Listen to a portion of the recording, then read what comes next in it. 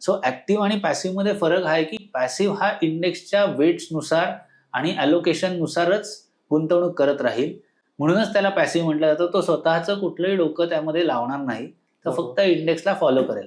तरी देखील याच्यात एक्सपेन्सेसमुळे काही ट्रॅकिंग एरर येते किंवा अगदी कट टू कट त्या गोष्टी फॉलो होत नाही.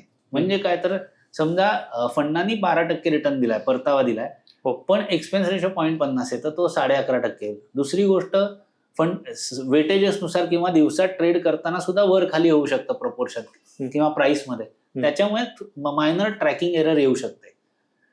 आता इंडेक्स फंड मध्ये फंड मॅनेजर हे सगळं करतोय. इंडेक्स ईटीएफ मध्ये ही बास्केट बऱ्यापैकी रेडीमेड आहे असं म्हणूयात. इंडेक्स ईटीएफ तुम्हाला डीमॅट मधनं घेता येतात, डायरेक्ट तुम्ही बाजारात खरेदी करू शकता. Share, it is just like shares. Index fund मात्र वेगळी कन्सेप्ट आहे. इंडेक्स फंड मध्ये तुम्ही म्युच्युअल फंडाच्या माध्यमातून इंडेक्स म्हणजे फंड मॅनेजर नंतर गुंतवणूक करणार आहे, त्यामध्ये ते थोडे कॉस्टली जातात. भारतामध्ये आता जे 13 लाख 13.5 लाख कोटी म्हणजे 13,72,000 कोटी ऍसेट्स अंडर मॅनेजमेंट आहेत, त्यातला जवळपास 58 ते 60% हिस्सा हा इंडेक्स ईटीएफ मध्ये.